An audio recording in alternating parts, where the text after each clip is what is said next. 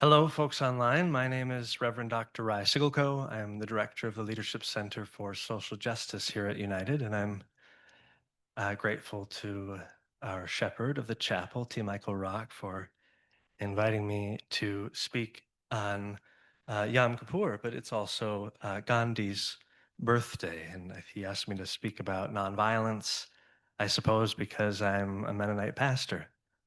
Um, so I'm going to speak a little bit about nonviolence, probably not a whole lot. I've decided I'm going to do more singing. It's not something that I normally mix. I don't usually mix theology and my work as a theologian and singing. But I'm regaining my voice. And so I'm going to sing some songs today and be patient with me. Or if I mess up or something, please. I wanted to share first, a prayer from the late Rosemary Freeney Harding. Rosemary Freeney Harding was a Mennonite um, involved in the civil rights movement. She was married to Vincent Harding, who was a speechwriter for Martin Luther King and a theologian and Mennonite pastor. And they've had a big impact on my understanding of nonviolence, especially this idea that nonviolence is to be understood as love. So this is a prayer from her. There is no scarcity. There is no shortage. No lack of love, of compassion, of joy in the world. There is enough. There is more than enough. Only fear and greed make us think otherwise. No one need starve. There is enough land and enough food. No one need die of thirst. There is enough water. No one need live without mercy. There is no end to grace. And we are all instruments of grace. The more we give it, the more we share it, the more we use it, the more God makes. There is no scarcity of love. There is plenty and always more. The first song that I want to do is one that folks will know. The others you probably won't know. I'm only going to do a few, but I can bring this up. So sing along with the song.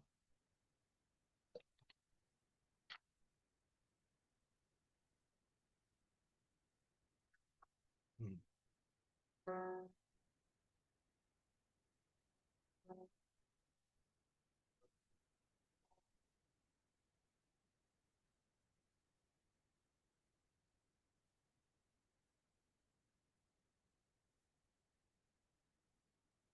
Be thou my vision, O Lord of my heart.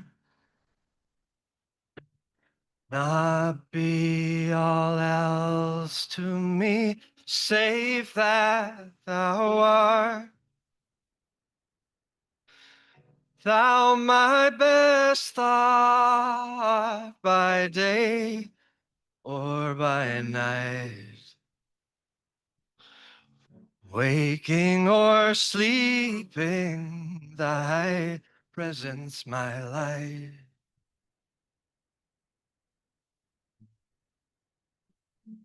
Be thou my wisdom, thou my true word. I ever with thee, and thou with me, Lord. Thou my great Father, and thy true Son. Thou in me dwelling, and I with thee one.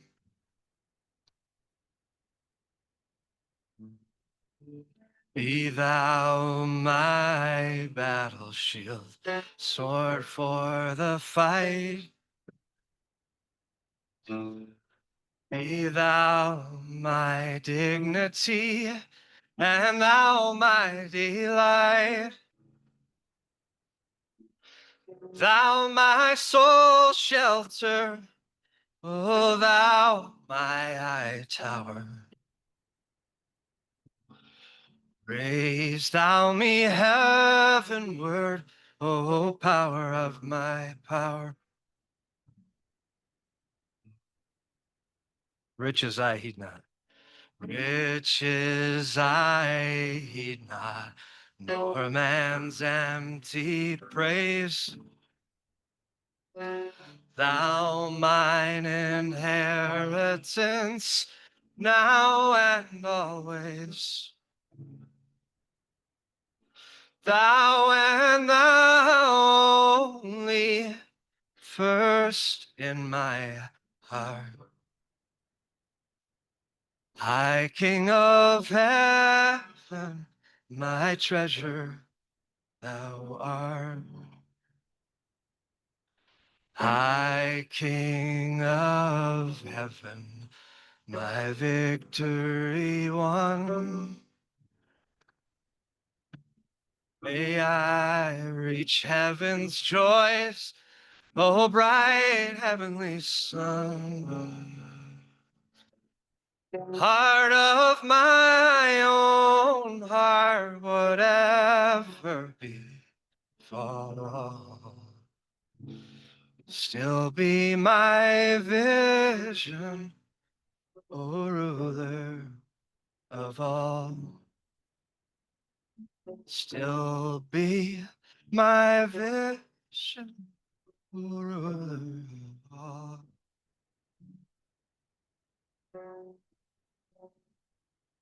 Thanks for singing.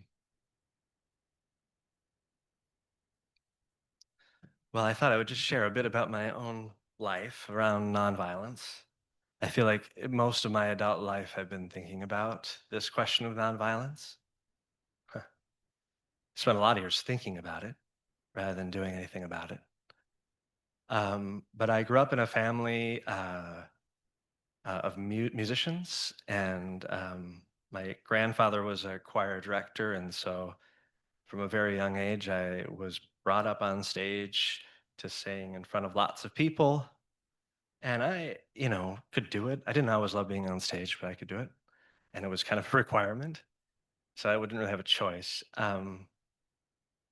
And my parents, my dad's dad was in World War II, and he um, came back from the war without an eye. He had his eye shot out.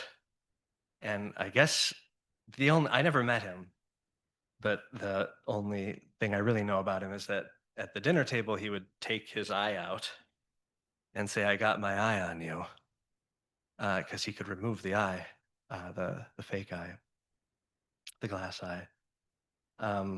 He was also he became a pacifist after the war and supported my dad in becoming a conscience objector to the Vietnam War.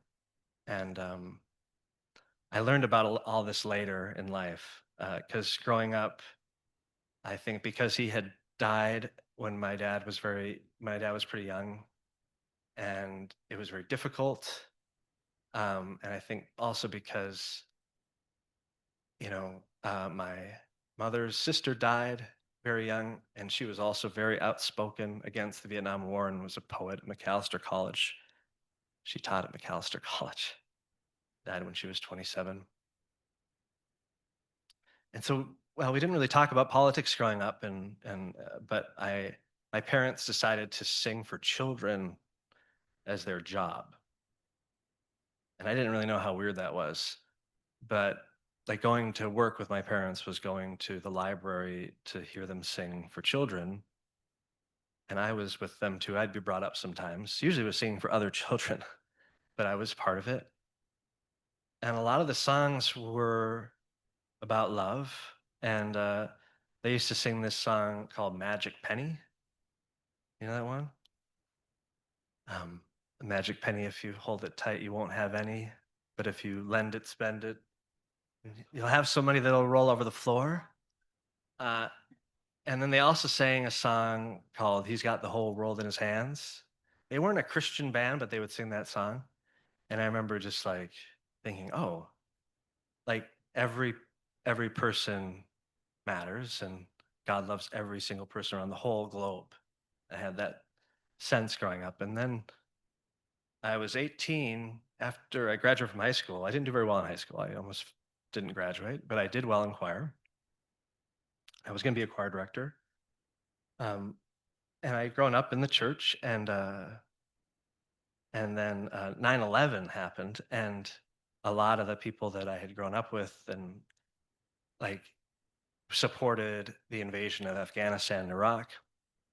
And I didn't understand how that fit with what I had grown up with in terms of loving everybody and these things. So it was like the kind of, it felt like the world was upside down. Uh, I think I was naive probably because I had grown up in this bubble around like, okay, we love everybody. And then there was this undergirding tension in the family around war questions. My grandmother would take us to Women Against Military Madness protests and stuff like that. And I knew that she was not a Christian. I didn't know what that meant. I'm interested in Gandhi because his definition of nonviolence, satyagraha, is holding to the truth. And I think I became more and more interested in the truth, which is why I decided, I guess, to pursue theology, because I was interested in truth. Um,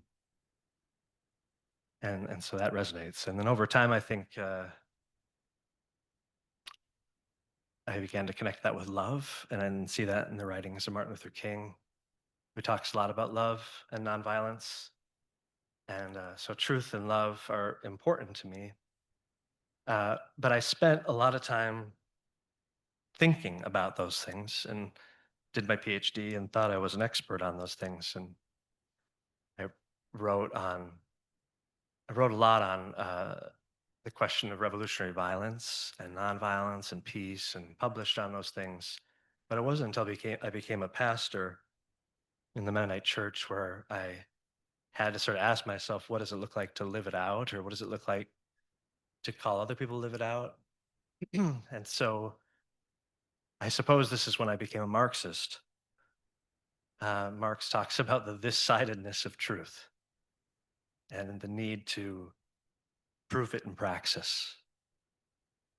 And I suppose that's also, what Bonhoeffer taught us when he talked about discipleship, and what Jesus taught us when he said, "Follow me." Um, so I've begun to think more about truth as a matter of praxis and action. I've been very drawn actually to the image in the Exodus that we had for convocation, the passage that Wilson spoke on with the burning bush, and thinking about that uh, as the revelation of truth, which burns in the bush, but also burns in Moses's heart, connected to love and freedom. Um, so I think, oh yeah, I'm going to sing a song I haven't sung in a long time, and it's a song I wrote, and it's probably the last song I wrote. It says from 2007, so I would have been 24. So be gentle with lyrics. I was 24. And it's an attempt, I guess, to speak about nonviolence. It was for a wedding, actually. And I was really struck by the couple's commitment to nonviolence and what that entails, which entails non-retaliation. So it's kind of about that.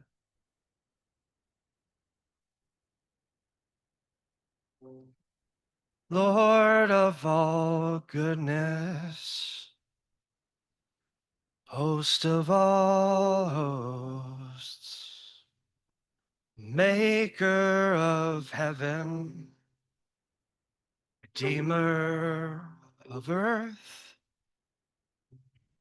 love universal, Unite us together. Bring forth your glory. Arm us with truth.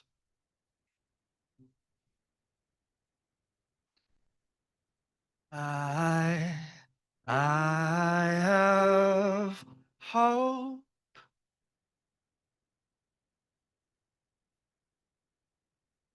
that all will be fed one day. I have hope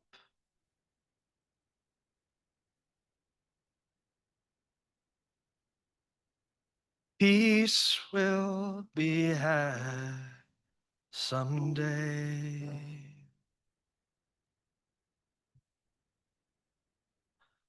Lord of the sunshine,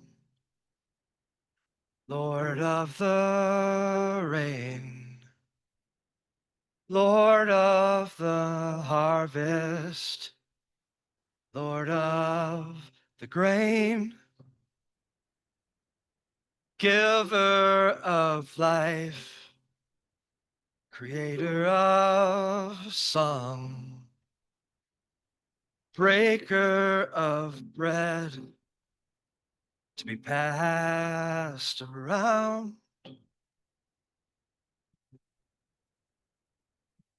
I have hope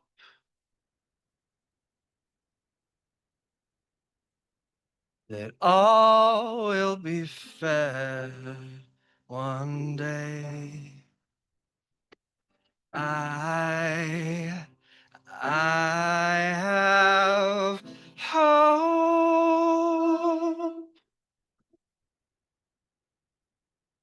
that peace will be had someday.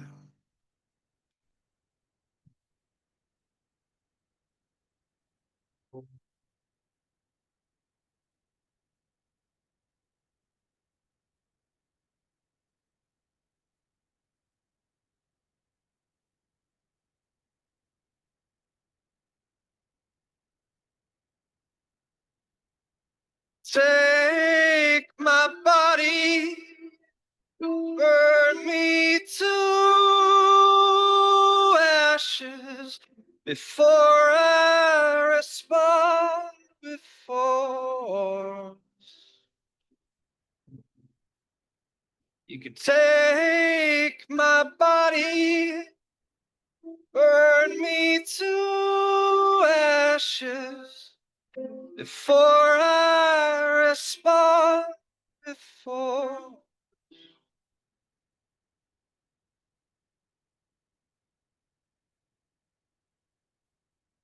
I have hope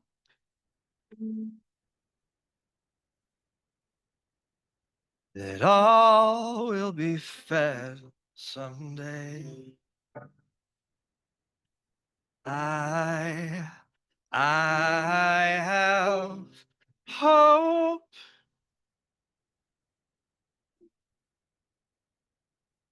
that peace will be had someday.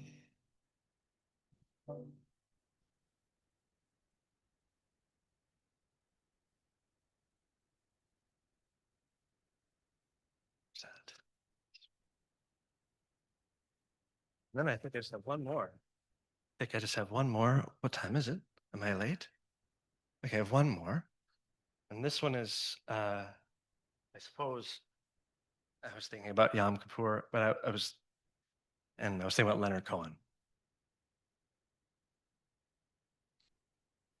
And this is a prayer that would be a benediction.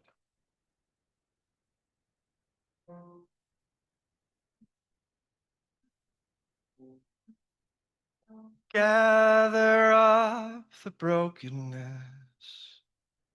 and bring it to me now. The fragrance of those promises you never dared to vow. The splinters that you carry, the cross you left behind, come healing of the body, come healing of the mind.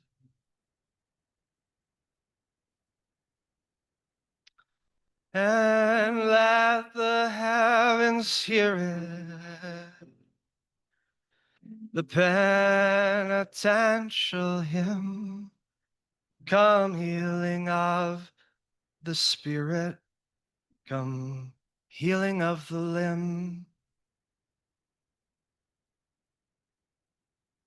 Behold the gates of mercy in arbitrary space, and none of us deserving the cruelty or the grace. Oh, solitude of longing, where love has been confined. Come, healing of the body, come, healing of the mind. Oh, see the darkness yielding that tore the light apart. Come, healing of the reason, come, healing of the heart. Oh, troubled dust concealing the undivided love, the heart beneath is teaching to the broken heart above.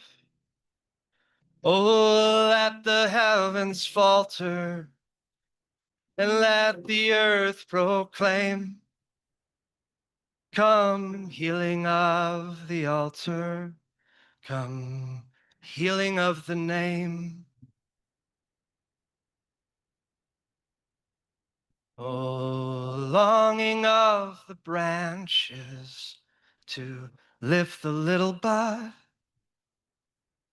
Oh, longing of the arteries to purify the blood.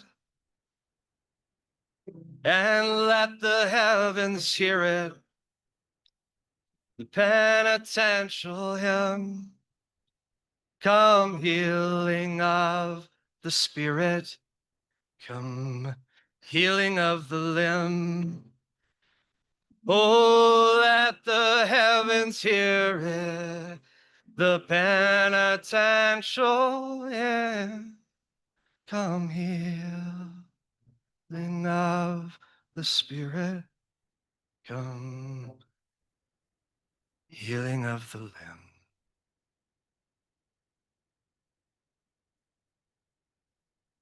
Amen. Go in peace.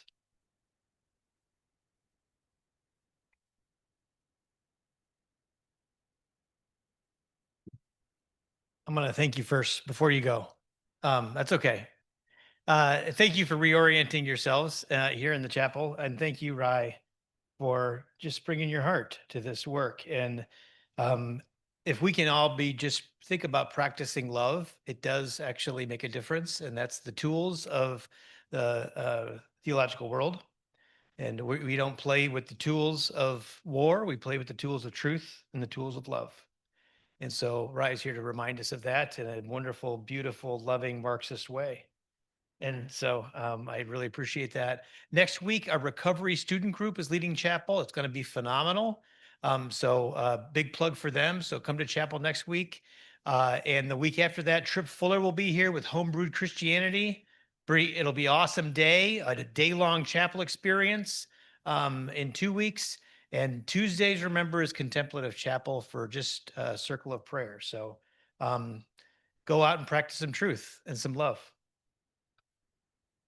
Thank you, friend.